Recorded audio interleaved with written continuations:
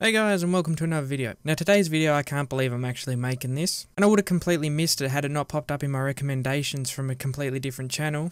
If by whatever reason you haven't seen the video already, and you're here watching mine instead, you should probably go watch Champ Chong's, because he does a really good cover of this exact story. But basically, before we get into the video, if you're Australian, you already know Tracy Grimshaw's whole thing. Has a habit of speaking about shit she has no idea what she's on about, and blowing shit completely out of proportion. You only have to look back here not too long ago. In Australia, they were having a big thing on cars going around doing burnouts and all that and whatnot. And yes, it was stupid and they shouldn't be doing it and it puts other people at risk. But the way they were talking about it was like they were running around in fucking tanks or something. Cruising up fucking Main Street, blowing holes in buildings or something like that anyway.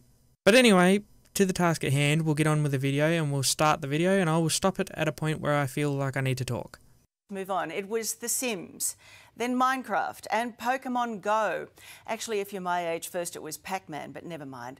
Now the latest video game craze is Fortnite. It's free, addictive, violent, and kids love it. Should you be worried? I'm going to stop that one straight there and listen to this.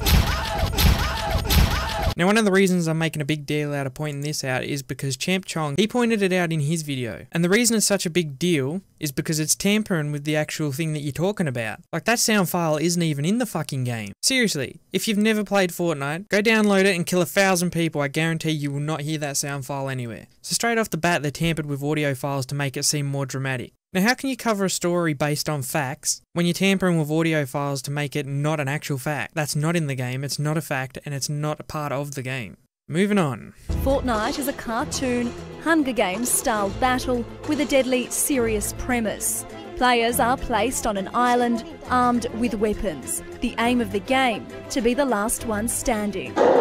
Just listen to the dramatic music put into it, will you? It's actually impossible to take this shit seriously. Like, the only people that would probably actually pay attention to this is people that have no idea at all, which is probably their target audience anyway. But anyway, we'll see what else they've got. The violent video game Fortnite is designed for teenagers. What's happening? But is being widely played by younger children like Michael, who is 11. Yeah, you have to make sure no one kills you.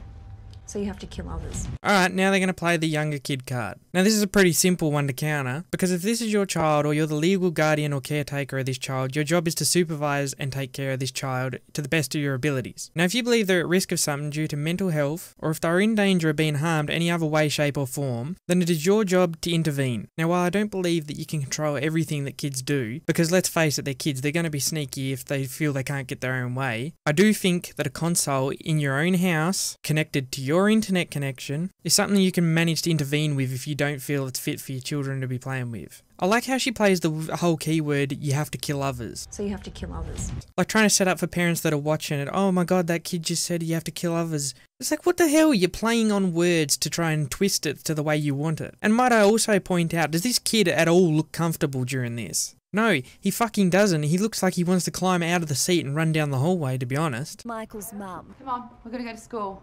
She's concerned about the impact the violent video game may have on her son. Okay, so there you go again. You see the parent walk in behind the kid and looking dramatically over their shoulder while they seem to be staring endlessly into the fucking abyss of gaming world that apparently exists. But does she go up and turn the console off?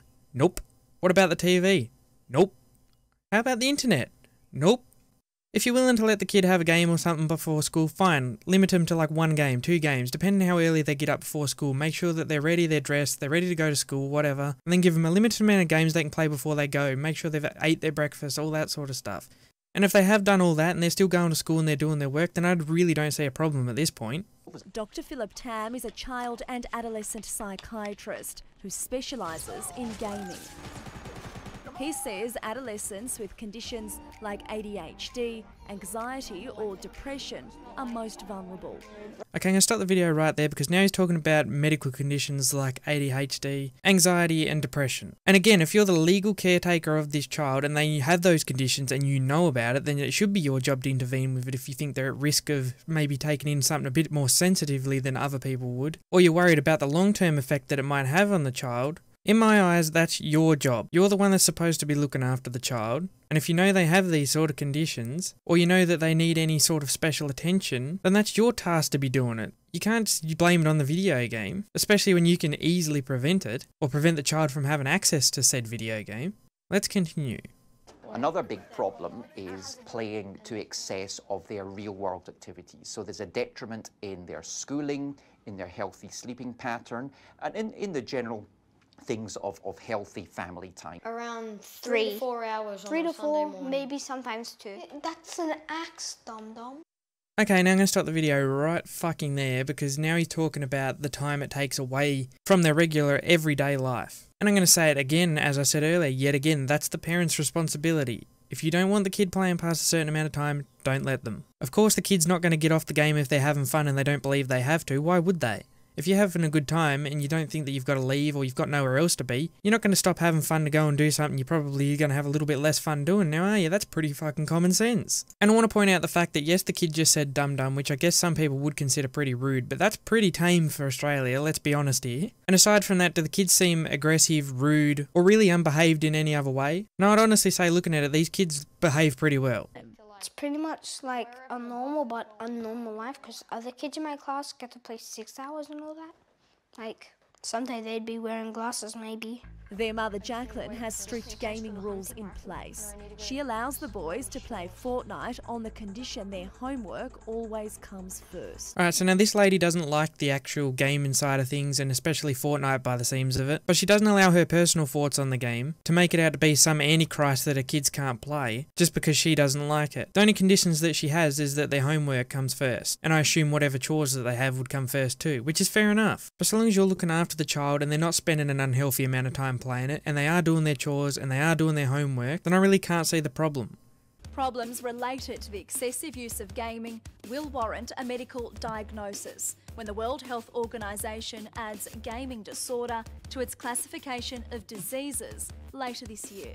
Okay, now I'm going to stop that right there. There was no fucking way that I was going to scroll past that. One, she's spinning around like a character out of Fortnite, and that just hurts my head so much. It looks disgusting, and I really don't know why they went with that. They might call it creative editing. I call it a fucking waste of resources. And another thing, they're going to be making gaming disorder a fucking disease. Say that out loud for 1 second. Right now, go ahead, I'll wait.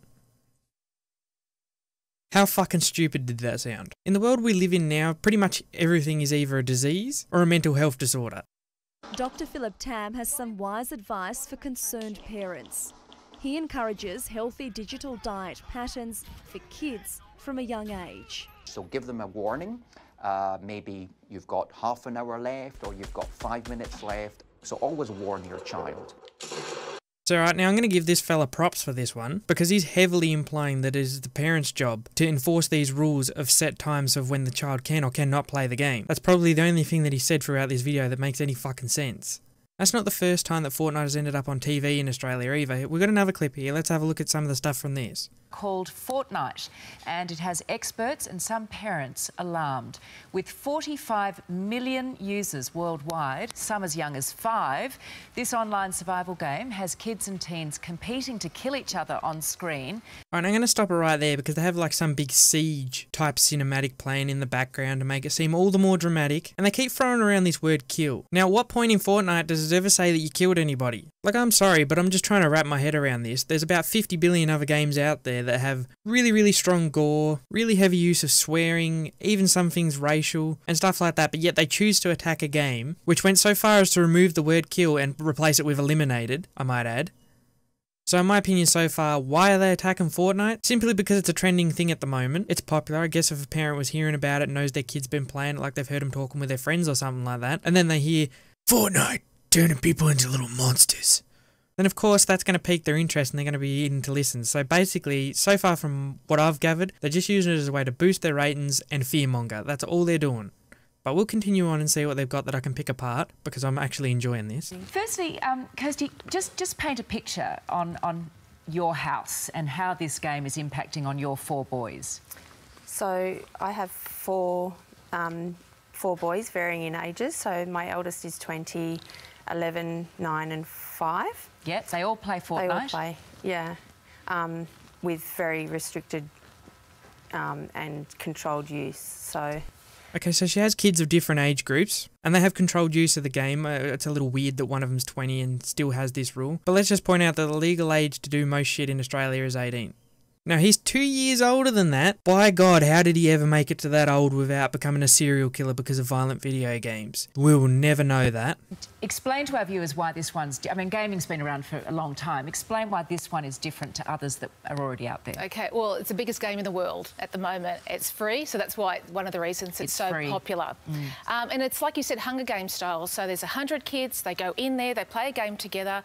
The last man standing wins, so they're just killing each other. There's no storyline except to kill. Again, they're killing each other. Well, yes, it's virtually the same thing, as I said earlier. Not at one point does it ever say kill, it says eliminated. I should have done a face cam for this video because the forehead slap there was just the biggest face palm that I could ever see.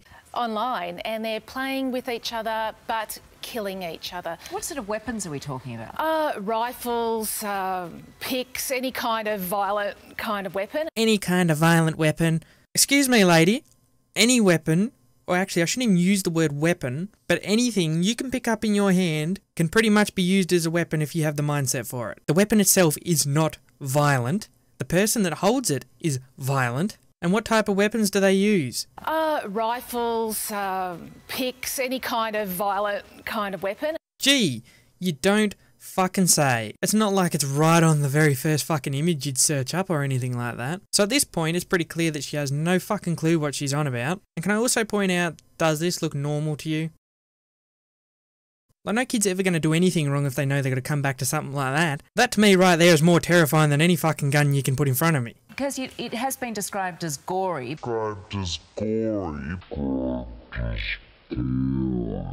Okay, it has been explained as gory. What gore do you see in Fortnite? The mass murder of 1,000 wood chips flying through the air as you bash down a tree? Because that's about the only thing I can think of. And what you're doing is when you're killing, you're actually looking through the sight of the gun. So you are like first-hand killing. You're not watching someone else kill. So that's very real-like. Right, now this is one that Champ Chong made a point about. You're first-hand killing them, looking down the sight of a gun, in a third-person game. Fucking what?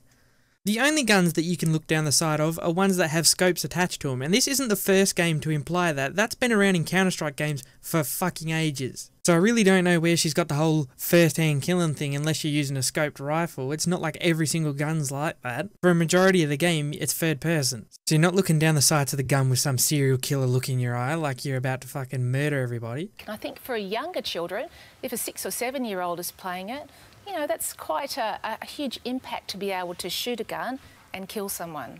6 or 7. Again, I'm going to say it as many times as I have to. If they're 6, or they're 7, or whatever age you deem that they shouldn't be playing the game, you should be paying attention and making sure you know they don't play the fucking game, spend less time bitching about it, and more time making sure your kid's doing the right thing. Or if you don't want to be one of those really, really strict people, give them a limited amount of time on the game maybe. Or how about you even sit down and explain to them the difference between right or wrong? Because apparently that's something that's been forgotten over the age of raising children. What it shows is that if your child is more predisposed to being a bit more aggressive or is sensitive to that kind of behaviour, then it's likely it will have a greater effect on them. But you think of your average 10-year-old boy, you know, they can play this game, they get really amped up, full of energy. Lady, you look like you've had quite a fucking enough energy. So when they come off it, if there's nothing for them to do, they're probably going to go and wrestle their brother or do something physical because they've got all the energy and adrenaline running, you know, through them by playing this kind of game. And yes, growing up, I did wrestle with my brothers. But because we were told the difference between right or wrong, we knew when not to take it too far. And none of us ended up seriously hurt. So to say something like that, it's kind of just a natural thing. Siblings are going to want to wrestle, it's just the way of things. You see animals when they're growing up through their juvenile stage, they often wrestle with their siblings. It's just what we do.